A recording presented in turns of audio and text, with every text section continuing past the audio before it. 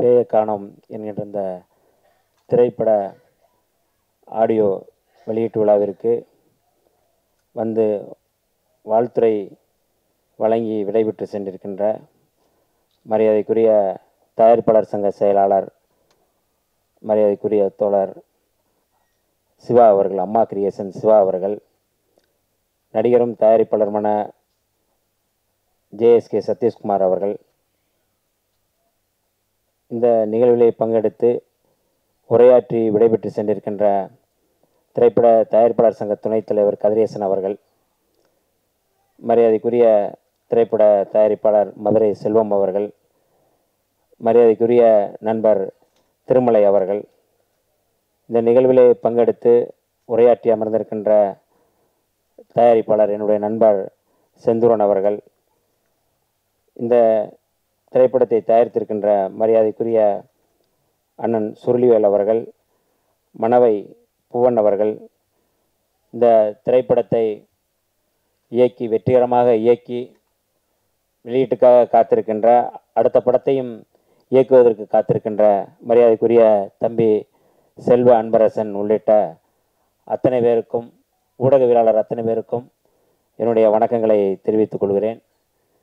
முதல்ல இந்த திரைப்படம் என்ன பேருன்னு கூட சொல்லலை. இந்த விழாவுக்கு என்னைய அழைச்சாங்க. பிரசாத் ஸ்டுடியோவில் ஒரு நிகழ்வு இருக்குது, ஆடியோ லான்ச் இருக்குது, வாங்க அப்படின்னு. என்ன பேருன்னு கேட்டால் அவர் பேரெலாம் தெரில, நீங்கள் வாங்க. யார்? நம்ம செந்தூரன். அவர் என்னுடைய நீண்டகால ஒரு 25 ஆண்டு கால நண்பர். தமிழுக்கும் தமிழ் மக்களுக்கும் தன்னை அர்ப்பணித்து கொண்டு களமாடி வருகின்ற ஒரு அருமையான உறவு அவர். அதனால் அவர் சொல்லிட்டாரு, அவர் எங்கே கூப்பிட்டாலும் நான் என்ன ஏதுன்னு கேட்குறதில்ல. அதனால் நான் இங்கே வரேன்னு சொல்லியிருந்தேன். இங்கே வந்ததுக்கப்புறம் தான், இந்த ரிலீஸ்க்கு அப்புறம் தான் இந்த ஒளிபரப்புனாங்களே, அப்போ தான் தெரியும் இது நடிகை மீரா மிதுன் நடித்த ஒரு படம் அப்படிங்கிறது எனக்கு தெரியும். அதுக்கு முன்னாடி வரை அவர் சொல்லலை. இந்த இன்விடேஷனில் கூட அவர் அப்படி போட்டது மாதிரி எனக்கு தெரில. அவங்க பேர் கூட அதில் இருக்கா? இல்லை. அப்போ இந்த மாதிரியான ஒரு சூழலில் நான் உண்மையாகவே நடிகை மீரா மிதுன் வந்திருந்தாலும் நான் வந்திருப்பேன். ஏனென்றால் விடுதலை சிறுத்தைகளை பொறுத்தளவு என்ன அப்படின்னா என்ன இஷ்யூ மட்டும்தான் பார்க்குறோம். அதை அப்படியே கண்டினியூ பண்ணுறதோ இல்லை அதுதான் பிரச்சனை அப்படிங்கிறதெல்லாம் இல்லை. அப்போ இந்த படத்தில் அவங்க நடிச்சிருக்கிறாங்க. இன்றைக்கி நேற்றைக்கு பார்த்தோன்னா அவங்கள காணோம்னு சொல்லி தான் செய்தி போட்டுக்கிட்டு இருந்தாங்க. யார்? நடிகை மீரா மிதுனை காணோம்னா. இன்னும் பேயை காணோம்னு இன்றைக்கி நம்ம இந்த ஆடியோ ரிலீஸில் நம்ம உட்காந்துருக்குறோம். அந்த படத்துடைய ஹீரோயினும் அவங்க தான் சொல்லி சொன்னாங்க. பொருத்தமாக இருக்குது. காணோம்ங்கிறது சொன்னேன் நான். அப்போ இந்த சூழலில் இன்றைக்கி நாங்கள் ஒரு வழக்கு தொடுத்தோம். அவர் மரியாதைக்குரிய செந்தூரன் அவர்கள் சொன்னாங்க, செல்வரசன் சொன்னாங்க. எனக்கு அவங்க யார் என்னன்னு தெரியாது. இந்த மாதிரி பேசினாங்க, ஒரு சமூகத்தை இழிவுபடுத்தி அவங்க பேசியிருக்கிறாங்க அப்படின்னு சொன்னோன்னா வழக்கமாக ஒரு புகார் கொடுப்பது உண்டு. அந்த புகாரின் அடிப்படையில் காவல்துறை சட்டப்படி நடவடிக்கை எடுத்திருக்கிறாங்க. யார் என்ன நமக்கு தெரியாது. அதற்கு பிறகுதான் இவங்க எங்கள் படத்தில் தான் அவங்க நடிச்சிருக்கிறாங்க. ஆனாலும் இந்த வழக்கு, அதாவது தாழ்த்தப்பட்டோர் வன்கொடுமை தடுப்பு சட்டத்தில் நோ காம்ப்ரமைஸ், எந்த இடத்துலையும் இந்த வழக்கின் அடிப்படையில் காம்ப்ரமைஸ் இல்லை அப்படிங்கிறத நான் இயக்குனர்கிட்ட சொன்னேன். ஆனாலும் அவர்கள் நீதிமன்றத்தில் ஆஜராகி நீதிமன்றத்தின் மூலமாக அவர்களுக்கு அவர்கள் என்ன மாதிரி விளக்கம் கொடுக்குறார்களோ அதற்கான வாய்ப்பு இருக்குது அப்படிங்கிறத அடிப்படையில் தான் நம்ம சொன்னோம். ஏன் இந்த இடத்துல இந்த திரைப்படத்தில் நம்ம இந்த ஆடியோ லான்ச்சுக்கு நான் பங்கெடுக்க வேண்டும் என்று அவர்கள் நினைத்தார்கள் என்று எனக்கு தெரியவில்லை.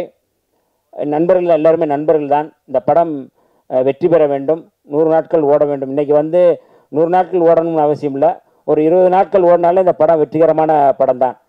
மரியாதைக்குரிய தயாரிப்பாளர் அண்ணன் சுருளிவேல் அவர்களும் இதில் மிகவும் மெனக்கெடுத்து இந்த படத்தை தயாரித்திருக்கிறார்கள். பொதுவாக நாங்கள் இந்த புகார் கொடுத்துருக்குறோம். புகார் கொடுத்ததன் அடிப்படையில் வழக்கு தொடுத்துருக்குறாங்க. வழக்கில் அவங்க கைதாகியிருக்கிறாங்க. இன்றைக்கி காணோம். கடைசியாக கூட அவங்க இந்த படத்தை முடிப்பதற்கு கூட ஆள் இல்லை அப்படிங்கிற நிலைமையில் தான் படத்தை முடித்தோம்னு சொல்லி சொன்னாங்க. இன்றைக்கு தமிழக சூழலில், தமிழ்நாட்டு சூழலில், இந்திய அளவில் இன்றைக்கி பல்வேறு விமர்சனங்கள், பல்வேறு அவதூறுகள் நிறைய நடக்குது. நயன்தாரா அவர்களுடைய திருமண வாழ்க்கையில் வந்து அவங்களுக்கு வந்து இரட்டை குழந்தை பிறந்திருக்கு அப்படின்னு சொன்ன உடனே எல்லாரும் வந்து யூடியூப் முதல் கொண்டு எல்லா ஊடகங்கள்லையும் வந்து எப்படி கல்யாணம் முடித்து ஒரு 3 மாதம் கூட ஆகலை, 1 மாதம் கூட ஆகலை, ஏன் வந்து இப்படி வந்து அப்படிங்கிற கேள்வி எழுப்பினாங்க.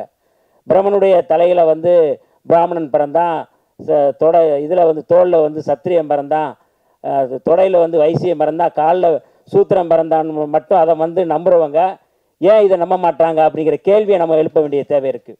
இந்த சனாதனத்துக்கு எதிராக, இந்த வர்ணாசிரமத்துக்கு எதிராக இன்னைக்கு வந்து திருமலை அவர்கள் பேசினார். எப்படி நசுக்கப்படுறோம் அப்படிங்கிறது சொன்னார். திரை உலகத்தில் எப்படி நசுக்கப்படுறோம் அப்படிங்கிறத சொல்கிறாங்க. ஆனால் ஒரு சமூகத்தில் நசுக்கப்படுற ஒரு சமூகத்தை வந்து இழிவுபடுத்துகின்ற மாதிரியான காட்சிகள் இல்லை இழிவுபடுத்துகின்ற மாதிரியான பேச்சுக்கள் செயல்பாடுகள் இருக்கும் பொழுது அதற்கான சட்டம் வந்து தனியாக இருக்குது. திரைப்படங்கள் அவர் திருமலை பேசும்போது சொன்னாங்க, திரைப்படங்களில் வந்து இன்றைக்கி வந்து ஆக்கப்பூர்வமான திரைப்படங்கள் நிறையா வருது. ஆனால் திரைப்படங்கள் வந்து நிறையா நீங்கள் வந்து விடுதலை பெற்ற காலத்திலிருந்து விடுதலைக்கு முன்பும் சரி, திரைப்படங்கள் என்பது மிக முக்கியமான ஒரு கருவி, மக்களுடைய விடுதலைக்கான ஒரு கருவியாக இருந்தது. ஆனால் இன்றைக்கு என்ன மாதிரியான மாற்றத்தை அவர்கள் உருவாக்கியிருக்கிறார்கள்? பராசக்தி வெளியில் வந்த பிறகு அதற்கு முன்பு இருந்த திரைப்பட தமிழ் எப்படி இருந்தது, பராசக்தி வந்த பிறகு எப்படி இருந்தது, தமிழ் உலகம் எப்படி மாறியது அப்படிங்கிறத நம்ம வந்து பார்க்குறோம். அப்போது ஒரு மாற்றத்தை வந்து உருவாக்குகின்ற ஒரு வலிமையான ஒரு ஆயுதம் வந்து திரை சினிமா. அதற்கு பிறகு நிறைய மாற்றங்கள் வந்திருக்கு. அப்போ இன்னைக்கு இருக்கிற சூழலில் தமிழ்நாட்டை பாதுகாக்க வேண்டிய சூழல், தமிழ்நாட்டை பாதுகாத்தால்தான் தமிழ் சினிமாவை பாதுகாக்க முடியும். ஆனால் இன்றைக்கு தமிழ்நாட்டை பாதுகாக்க வேண்டிய பொறுப்பு வந்து எல்லாரும் வந்து அதிலிருந்து நழுவி போகின்ற சூழல் இருக்குது. இன்றைக்கி இந்தி பேசினாதான் வந்து எல்லாம் கிடைக்கும் என்கின்ற சூழல், நம்முடைய தமிழ் சினிமாவே அழிந்துவிடும் போல இருக்கிறது. இந்தி திணிப்பு, இந்தி ஆதிக்கம். ஒரு காலத்தில் வந்து இந்தி பாடல்கள் கேட்ட நேரத்தில் இளையராஜா அவர்களுடைய பாடல்கள் தான் இந்தியை விரட்டி அடித்தது. ஆனால் இன்றைக்கு அந்த சூழல் மீண்டும் வருகின்ற ஒரு நெருக்கடியை உருவாக்கி கொண்டிருக்கிற ஒரு அரசியல் நெருக்கடி இருக்கிறதை நான் புரிந்து கொள்ள வேண்டிய தேவை இருக்கின்றது. ஆக அந்த அடிப்படையில் இந்த திரைப்படம் உலகம்ங்கிறது ஒரு மாற்றத்தை உருவாக்கக்கூடிய, வெறும் பொழுதுபோக்கு மட்டுமல்ல, ஒரு மாற்றத்தை உருவாக்கக்கூடிய ஒரு சூழலை, ஒரு நெருக்கடியை நாம் கொடுக்க வேண்டிய தேவை இருக்கின்றது. அந்த அடிப்படையில் இந்த திரைப்படம் பேயக்கானம் என்கின்ற திரைப்படம் வெற்றி பெற வேண்டும். வெற்றி பெறுவதன் மூலமாக அடுத்தடுத்து நம்முடைய அண்ணன் சுருளிவேல் அவர்கள் அடுத்தடுத்த திரைப்படங்களை அவர் படைக்க வேண்டும் என்று கூறி நம்முடைய இயக்குனருக்கும் தயாரிப்பாளருக்கும் மீண்டும் என்னுடைய வாழ்த்துக்களை தெரிவித்து விடைபெறுகிறேன். நன்றி, வணக்கம்.